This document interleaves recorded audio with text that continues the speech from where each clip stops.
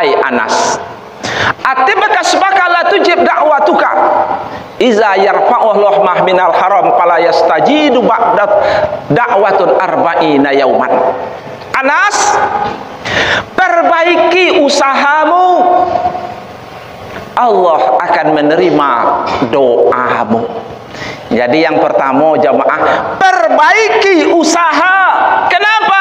Karena usaha akan mendatangkan hasil, dan hasil akan kita nikmati. Ingat jamaah, kita tahu kalau usahanya baik, nanti Allah akan berikan nikmat kepada kita. Kalau usahanya tidak baik, Allah akan titipkan istidrak kepada kita. Assalamualaikum warahmatullahi wabarakatuh.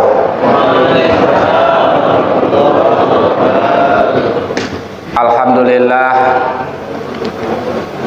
alhamdulillahillazi amarna iman wal islam. Asyhadu an la ilaha illallah lahul mulk malikul alam, wa asyhadu anna Muhammad abduhu wa rasuluh sayyidul anam.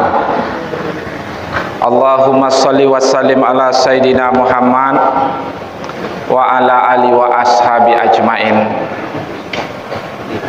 Ma'asyiral muslimin rahimakumullah, jamaah subuh, hadirin wal hadirat yang kami muliakan. Pertama-tama yang kita hormati bersama adalah Bapak Camat Rokan 4 Koto selaku motivator di GSSB di Kecamatan Rokan. Kemudian yang kami hormati juga ada hadir Bapak Camat Pandalian. Kemudian yang kami muliakan seluruh tokoh masyarakat, tokoh agama, tokoh adat, tokoh pemuda, dan tokoh ibu-ibu sekalian. Mudah-mudahan jemaah kita hadir di sini ini merupakan bukti kecintaan kita kepada Allah Subhanahu wa taala. Sehingga perintah Allah kita letakkan di atas segala-galanya. Saya yakin jemaah, perjuangan kita untuk hadir di masjid ini di tengah kendala-kendala yang tadi sudah disampaikan oleh protokol. Ada lampunya yang mati, ada cuacanya yang dingin, tapi semua itu kita bisa atasi semuanya demi membuktikan diri cinta kita kepada Allah Subhanahu wa taala.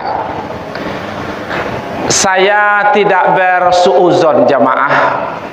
Saya yakin untuk hadir ke masjid ini ada dua golongan besar di antara kita. Ada yang merasa mudah, ringan saja, bahkan mungkin sampai ke tingkat menikmati.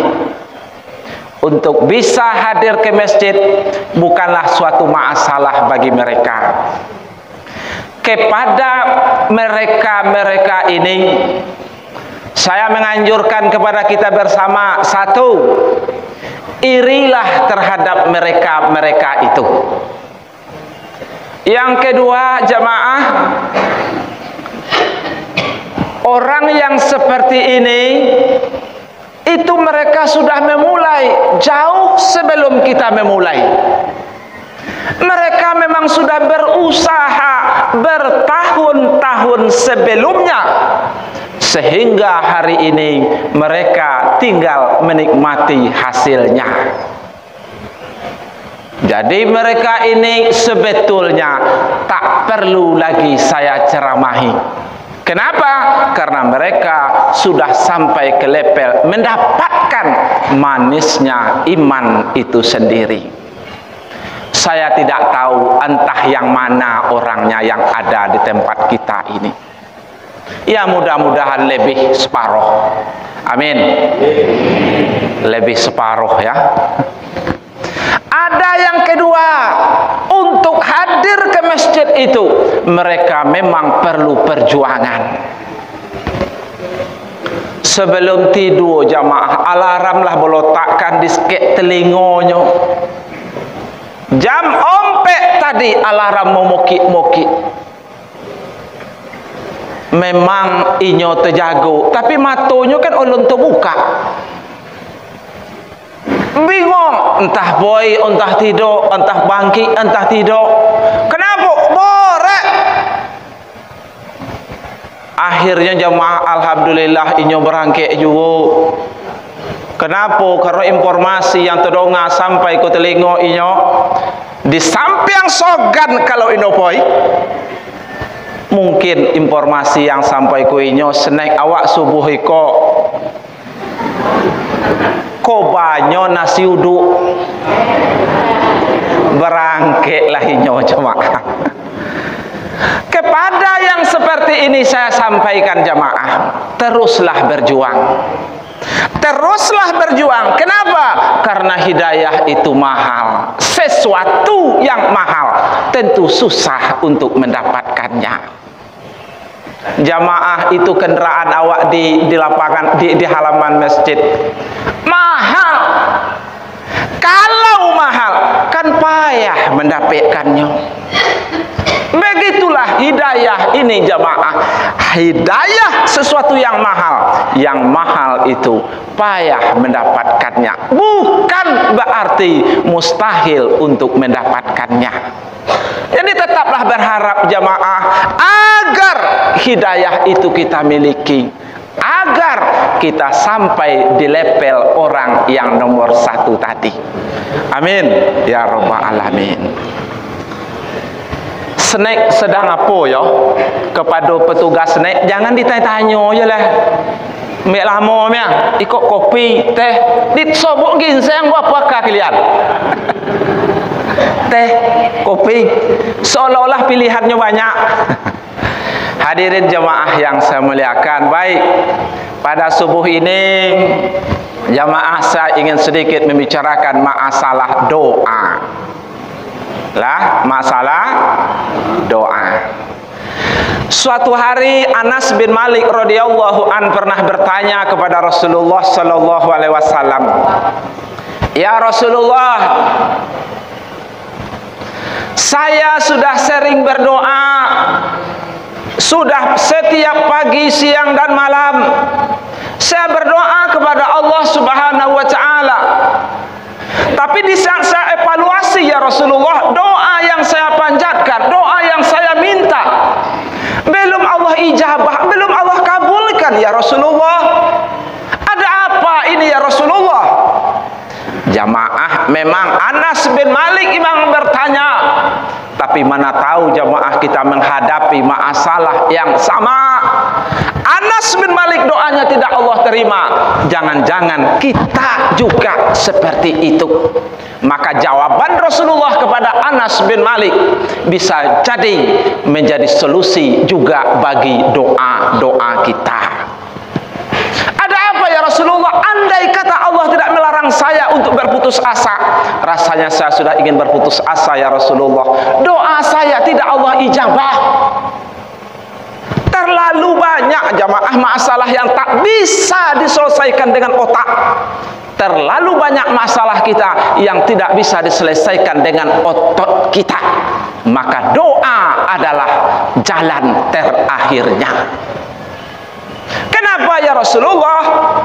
Maka Nabi menjawab jemaah, "Hai Anas, atibaka subaka la tujib da'watuka iza yarfa'ullah mah minal haram fala yastajidu ba'da da'watun arba'ina yauman." Anas, perbaiki usahamu, Allah akan menerima doamu. Jadi yang pertama jamaah, perbaiki usaha. Kenapa? Karena usaha akan mendatangkan hasil, dan hasil akan kita nikmati. Ingat jamaah, kita tahu kalau usahanya baik, nanti Allah akan berikan nikmat kepada kita. Kalau usahanya tidak baik, Allah akan titipkan istidrat kepada kita. Jamaah, bentuk nikmat, bentuk istidrat sama. Kobun yo bentuknya tabungan, yo bentuknya kendaraan, yo bentuknya anak, yo bentuknya walet, yo bentuknya apa leh, jabatan, yo bentuknya. Tapi ingat jamaah, itu dalam pandangan Allah ada namanya nikmat, ada namanya istidrat. Kalau nikmat sesuatu yang menyebabkan manusia itu semakin dekat dengan Allah, berarti yang Allah titipkan kepadanya adalah nikmat. Tapi kalau istidrat tentu sebaliknya. Semakin banyak Allah berikan kita istidrat jamaah, ingat, kita akan semakin jauh dari medan pengabdian kepada Allah Subhanahu wa ta'ala. Kita tidak tahu jamaah, hanya kita bisa berdoa, harapan kita seluruh yang Allah titipkan kepada kita adalah nikmat. Sejak inyo ado doke dengan penitia masjid, sejak inyo menape doke dengan anak yatim, sejak inyo menape, sejak inyo menjabat doke dengan orang-orang baik. Berarti sarana yang Allah titipkan kepadanya adalah nikmat. Tapi mohon maaf jamaah, sejak ekonominya naik, doke dengan tempat maksiat. Sejak ekonominya naik, sayang sekali jamaah, ya, dia tidak pernah lagi muncul ke masjid. Sejaklah wado ya jamaah, kikiknya Allahu Akbar. Tanggung kikik ilo. Sokung berjahit. Apa namanya jamaah? Istidrat. Hati-hati jamaah, kita takut.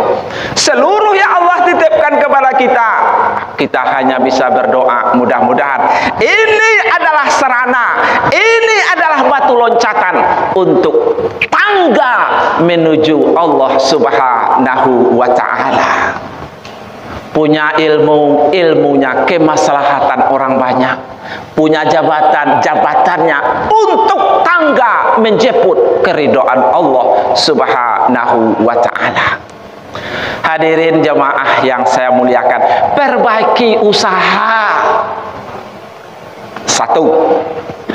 Yang kedua, sambungan hadis tadi, iza yarfa'u Allah mahminal haram. Ketahuilah, siapa yang memakan satu suwuk dari benda yang haram, maka Allah tidak menerima doa orang itu 40 hari 40 malam. Jamaah, hadis ini jelas sekali. Ada hubungan doa dengan dosa. Ada hubungan dosa dengan doa. Semakin pendosa itu yang berdoa, semakin tak laku doanya. Makanya Rasulullah mengatakan jamaah, aminkan setiap doa, karena kalian tidak tahu dari lidah yang mana doa itu yang makbul. Aminkan. Hadirin jamaah yang saya muliakan, oleh karena itu hati-hatilah dengan dosa. Coba bayangkan jamaah, kalau sahabat Nabi yang berdoa, ada namanya Syariah bin Amri. Ada gunung meletup jamaah, gunung meletup di zaman Umar bin Khattab. Waktu itu Umar memerintahkan, wahai Syariah, tolong urus gunung itu. Kata Umar, kata Syariah, wahai Umar, bukankah engkau khalifah? Itu kewajibanmu untuk mengurus gunung itu. Gunung kolah menumpahkan laharnya jamaah. Kata Umar bin Khattab yang bijaksana, wahai Syariah, sebagai khalifah aku bertanggung jawab dan aku perintahkan engkau untuk mengurus gunung itu. Apa yang terjadi jamaah? Lahar yang telah menumpah dihalau dek syariah tu jemaah dengan sorbannya, ya, dengan samirinya. Yang tadinya keluar bokoja-koja lahar ko masuk langsung ke kawahnya balik. Kalau awak jemaah eton kemarau meno selesai dia alo. Bupati menginstruksikan untuk sholat minta hujan di seluruh kecamatan. Tambah panehai. Kenapa? Karena bobot yang berdoa itu, karena kualitas yang sholat minta hujan itu sudah tidak Allah dengarkan lagi. Jadi jemaah, hati-hatilah dengan dosa. Coba bayangkan ada suatu kisah lagi jemaah, ada sahabat namanya Abu Dujanah radhiyallahu an. Setiap selesai sholat subuh Abu Dujanah langsung pulang. Assalamualaikum kiri kanan, Abu Dujanah langsung pulang. Dilihat oleh Rasulullah, Abu Dujanah langsung pulang. Suatu hari Abu Dujanah dipanggil oleh Rasulullah, wahai Abu Dujanah, setiap subuh selesai salam engkau terus pulang. Ada apa? Apa masalahnya? Apa kau tak perlu berdoa? Waktu itu jemaah Abu Dujanah menjawab, ya Rasulullah, saya memang selesai salam langsung pulang karena aku khawatir ya Rasulullah. Aku khawatir kalau anakku sudah bangun ya Rasulullah, di samping rumah kami ada kurma Yahudi. Kurma Yahudi sedang berbuah. Aku khawatir aku terlambat pulang, anakku sudah bangun, diputinya kurma Yahudi kok dimakannya ya Rasulullah. Pernah aku terlambat pulang, lah dimakannya lah sampai ke kerongkongannya ya Rasulullah. Maka pada waktu itu aku katakan kepada anakku, wahai anakku, jangan kau permalukan ayahmu di hadapan Allah. Akan kucabut kurma yang ada di kerongkonganmu sekalipun harus mengeluarkan nyawamu. Allahu Akbar jemaah. Kurma sebuah jatuh di bawah, diambil di anaknya. Akan kukeluarkan kurma yang ada di kerongkonganmu wahai anakku, sekalipun harus mengeluarkan nyawamu.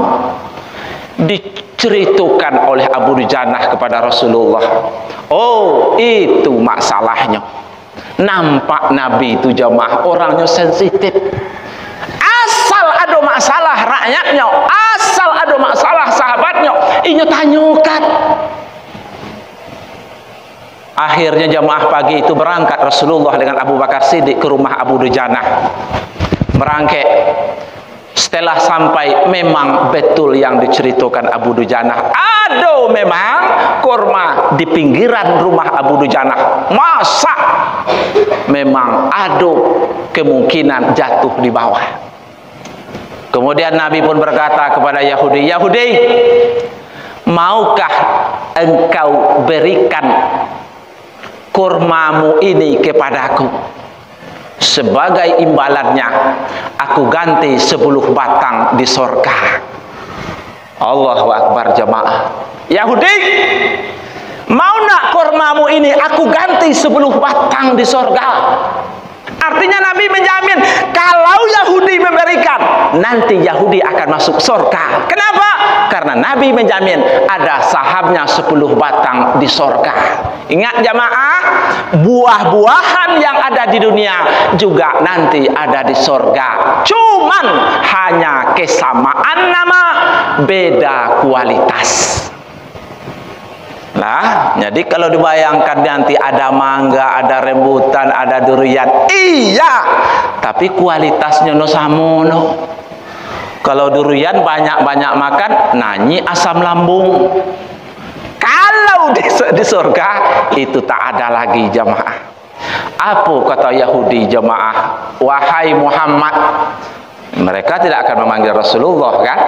Ya Muhammad, kami orang Yahudi tidak akan mau transaksi dengan bualan-bualan kosong seperti itu. Kalau mau berbisnis dengan kami, cash. Jamaah, waktu itu Rasulullah tak membawa uang. Rasulullah tak punya uang, tapi beliau membawa Abu Bakar Siddiq. Abu Bakar Siddiq jamaah menengok ada peluang omeh di depan mata. Ya Rasulullah, apakah yang dijanjikan kepada Yahudi itu juga berlaku bagiku? Kata Rasulullah, tetap berlaku bagimu wahai Abu Bakar. Janji itu tidak hanya kepada Yahudi, juga berlaku untukmu. Waktu itu jamaah Abu Bakar nak pikir-pikir panjang. Ada peluang, ya Rasulullah, saya yang membelinya ya Rasulullah untuk Abu Dujanah radhiyallahu an. Maka diboli oleh Abu Bakar Siddiq. Tapi aneh jamaah, yang namanya Yahudi liciknya Allahu Akbar. Kalau Yahudi itu memang luar biasa kurang ajarnya. Coba bayangkan di zaman Nabi, Yahudi kok yang masuk Islam hanya 2 orang.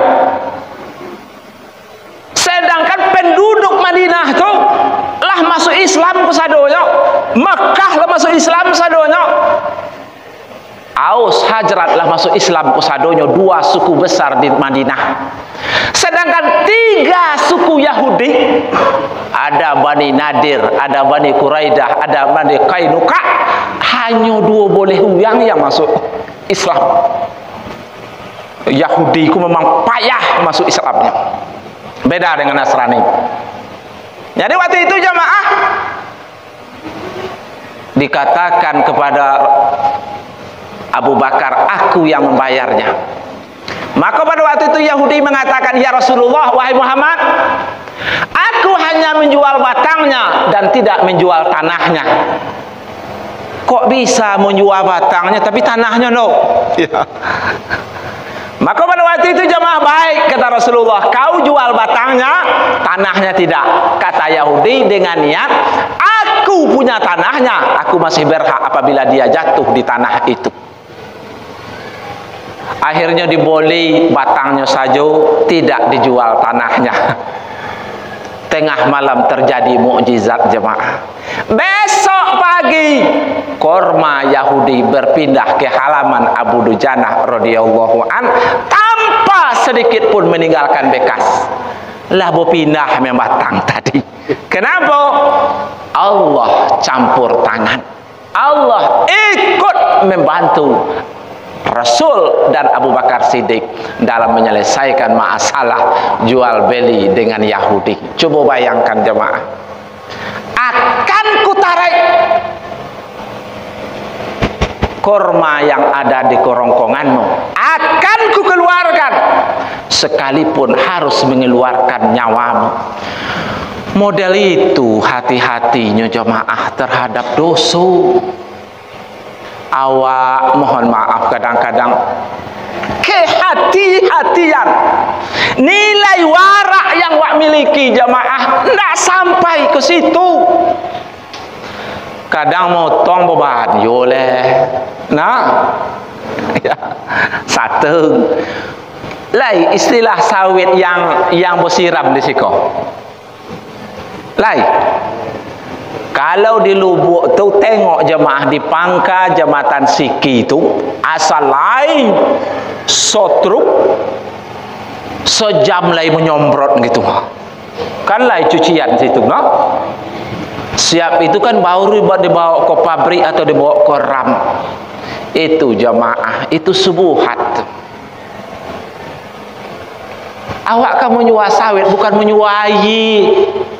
Itu tandan sawit itu kalau disiram kan mengandung, menyimpan air. Hadirin jemaah, hati-hatilah terhadap dosa. Kenapa? Karena dosa mengakibatkan hati menjadi lalai. Makin banyak dosa, makin lalai hati kita jemaah.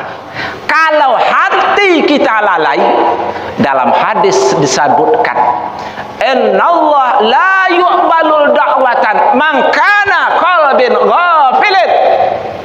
Apabila hati seseorang itu lalai, Allah tidak terima doa orang yang hatinya lalai. Dan lalai itu disumbangkan oleh dosa kita. Ibu-ibu lah lalai. Hati-hati. Awalnya lalai. Yang kedua, jamaah, keras. Kalau hati kita sudah lalai, kita biarkan, dia akan menjadi keras. Kalau hati kita sudah keras, abagadan abdan indallah qaswatul qulbi. Hamba yang paling dibenci di sisi Allah adalah orang yang keras hatinya. Kalau Allah sudah benci, tidak mungkin kan Allah akan terima doa orang itu. Koreh jamaah, makin banyak dosa. Dosa akan menyebabkan hati kita menjadi keras. Wajah boleh keras, tapi hatinya lembut. Itu Umar bin Khattab. Kalau waktu balik, wajahnya yang lembut, hatinya Allahu Akbar. Lo tanggung koreh, no. Kena banyak yang koreh, ngan cibo-cibo nasihat lah, membantiang, memantut. Kenapa jamaah? Orang yang keras hati, seboleh dua boleh dengan egois. Orang kalau sudah egois, tidak bisa diberi saran, tidak bisa diberi masukan. Kenapa? Apabila dia diberi nasihat, diberi masukan, diberi saran, dia merasa direndahkan, maka ia marah. Orang sombong tuh jamaah, awalnya koreh hati menjadi egois. Egois identik dengan sombong. Orang kalau sudah sombong, payah diberi masukan. Kalau sudah payah diberi masukan, berhentilah kita jamaah berproses ke arah yang lebih baik. Kenapa? Kita sudah menutup diri untuk dinasihati. Kalau memang seperti itu halnya jamaah, kita sudah merasa ideal, kita sudah merasa proporsional, jamaah, kita berhenti untuk berproses ke arah yang lebih baik. Itu masalahnya. Makanya Rasulullah itu mengajarkan sebuah doa kepada kita jamaah. Allahumma ja'alna fi ainina saghiran wa ja'alna fi ainina kabiran. Ya Allah, jadikanlah di saat kami menengok diri kami, kami ini kecil. Di saat orang lain menengok kami, kami ini besar ya Allah. Jangan dibalik. Di saat inyo menengok diri inyo besar, hebat, tanpa celah dan cacat. Tapi sayang jamaah, di saat orang lain menengoknya, dia itu kecil. Kenapa? Karena orang sombong itu jamaah ibarat orang yang berdiri di atas bukit. Ia akan melihat orang-orang di sekitarnya kecil, tapi dia lupa orang di bawahnya menengok dia di atas juga kecil. Jadi orang sombong kok jamaah boleh dikandung dengan bunga lah. Jadi kalau sombong tuh boleh dikandung dengan bunga sebenarnya sombong lah. Jadi yang kedua, dosa mengakibatkan hati menjadi keras. Sedangkan yang ketiga jamaah, ingat, dosa mengakibatkan hati menjadi mati. Orangnya masih hidup, hatinya sudah mati. Orang sufi mengatakan inilah bangkai-bangkai yang berjalan. Orangnya masih hidup, tapi sayang hatinya sudah mati.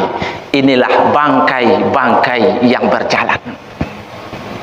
Apa tandanya jamaah? Di saat engkau melakukan perbuatan salah, kau sudah tidak merasa bersalah. Di saat engkau melakukan perbuatan dosa, engkau sudah tak merasa berdosa. Itu tandanya hatimu sudah innalillah wa inna ilaihi rajiun. Kalau masih merasa bersalah di waktu melakukan kesalahan, kalau masih merasa berdosa di saat selesai melakukan perbuatan dosa, mak jamaah, itu tandanya hati kita masih hidup. Ya, kalau hati wak masih hidup jamaah, pelihara, jangan sampai dia mati. Kalau hati sudah mati jamaah, tidak mungkin lagi ada connect, ada nyambungnya, ada terhubungnya kepada Allah Subhanahu wa ta'ala. Kalau sudah tak terhubung, sudah tak merasakan, tidak mungkin jemaah doa kita Allah ijabah. Kenapa? Dalam hadis lain disebutkan, iza da'a ilallah fal mu'tun bil ijabah. Bila engkau berdoa kepada Allah, hendaklah engkau yakin doamu akan Allah terima. Kalau hubungan tadi sudah terputus, tidak mungkin ada perasaan kita merasa kalau doa kita akan Allah terima jemaah. Ini bermula dari hati yang mati tadi. Hadirin jemaah yang saya muliakan, itulah akibat dosa. Akibat dosa, hati menjadi lalai. Akibat dosa, kalau dosa masih ditambah, hati kita menjadi keras. Akibat dosa, hati kita menjadi mati. Kalau itu yang terjadi jemaah, wajar kalau Allah tidak menerima doa-doa kita. Bukankah di dalam hadis dari Ali bin Abi Thalib mengatakan, ya, lau ya'lamun nas ma fina munaji ma fatala. Andaikan tahu manusia itu apa yang ia sembah, maka ia tidak akan berhenti menyembah. Itu artinya apa jemaah? Kalau manusia itu tahu, artinya semua kita tahu yang kita sembah itu Allah. Tapi kan kita tidak merasakan kalau Allah itu hadir dalam solat kita. Imam Ghazali menyebutkan, man lam yazuq lam ya'rif. Orang yang tidak bisa merasakan, berarti ia tidak mengetahui, tidak mengenalnya. Secara teori kita tahu, tapi kalau di saat kita belum bisa merasakan, kata Imam Ghazali dalam Ihya Ulumuddin, berarti kita belum tahu merasakan. Dan itu yang dirasakan oleh Ali bin Abi Thalib jemaah. Merasakan Allah hadir dalam sujudnya, sehingga seluruh yang diminta langsung nyambung kepada Allah Subhanahu wa ta'ala. Coba bayangkan jemaah, Ali bin Abi Thalib itu pernah suatu jam berapa sholat sunat Isra awak? Olah lah 10. Lain 3 minit lain. Jemaah, Ali bin Abi Thalib, coba bayangkan ya jemaah, pernah pulang di suatu sholat subuh, tanya ke orang rumahnya, tanya ke bininya, Fatimah, Fatimah, ada no makanan awak? Kecek Fatimah, no lain no bang. Kemudian dia berangkat ke masjid untuk melaksanakan sholat sunat. Pulang, tanya yang kedua, Fatimah, ada nak makanan? Kecek Fatimah, ndak ada bang. Berangkat ketiga kali ke masjid, sampai di sholat sunat doa kepada Allah. Yang ketiga kali jemaah, sebelum pulang Fatimah lah menunggu di pintu. Ya, dalam keadaan wajah yang sedikit agak tegang. Fatimah, ada no makanan? Kecek Fatimah, wahai abangku, wahai suamiku, telah terjadi keajaiban di dapur kita. Kalau di zaman Nabi itu ada alat model losung, alat penggiling gandum. Deteh itu ada batunya. Batu ko berputar suang jemaah, berputar batu ko dari losong tadi dengan batu tadi, keluarlah tepung gandum sebanyak-banyak. Makin lama makin banyak batu ko berputar terus lah melimpah-limpah. Dapur dari Fatimah radhiyallahu anha. Tapi sayangnya jemaah, sehebat-hebat Ali, apa kata Ali? Iya Fatimah, kalau nak percaya tengok. Tengoklah ke belakang jemaah. Pas Ali menengok ke belakang, berhentilah apa tadi, berputar. Kenapa kok bisa berhenti? Karena ada mungkin 0 sekian persen Ali masih meragukan kalau Allah mampu melakukan apapun. Jadi Ali kan dia penasaran, Kalau yang namanya penasaran jamaah, ulun 100% yakin leh ingin menengok, maka berhentilah jamaah. Batu lagan tadi baputa, tapi makananlah berserak-serak di situ. Besok pagi dilaporkan kepada Rasulullah. Apa kata Rasulullah? Wahai Ali, andai kata kau tidak melihat ke belakang, maka makanan itu akan sangat berguna bagi penduduk Madinah. Tapi dek keyakinan masih ragu Ali kan? Nak nengok. Akhirnya berhenti jemaah. Tapi alhamdulillah kalah banyak digiliangnya. Entah dari mana datang gandum tadi. Tapi alhamdulillah lah banyak. Dan itu bukti kalau doa itu Allah terima. Tapi sayang jemaah, yang Ali praktekkan kekinian, ini pernah wak jadikan solusi dalam hidup wak no. Inolai makanan no, koko dai wak. Inolai duit no, bau tang wak. Itulah solusi awak di zaman kini untuk mengadahkan tangan kepada Allah agar Allah campur tangan menyelesaikan masalah awak. Kurang wak percayanya jemaah. Sego doa hari ko bukanlah sesuatu yang wak banggakan untuk ikut campur menyelesaikan masalah awak. Nabi jelas-jelas mengatakan, doa silahul mukminin. Doa itu senjata bagi orang mukmin.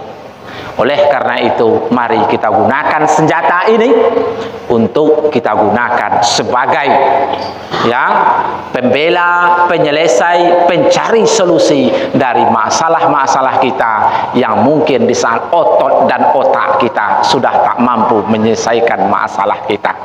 Hadirin jemaah yang saya muliakan, mungkin itulah yang dapat kami sampaikan. Mudah-mudahan apa yang kami sampaikan sedikit bisa memberi motivasi kepada kita untuk lebih banyak berdoa dan berusaha kepada Allah Subhanahu wa taala, sehingga Allah senang dengan orang-orang yang banyak merengek, yang banyak mengadu, yang banyak mengeluh kesah kepadanya.